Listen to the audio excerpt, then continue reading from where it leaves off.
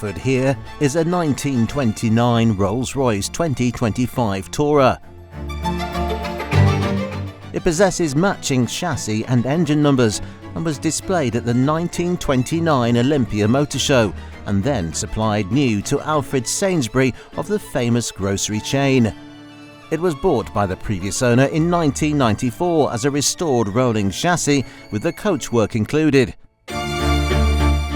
Re-bodied as a four-seater Tourer reputedly using a Tony Robinson body, the restoration was completed in 1997 and then used on many continental tours soon after.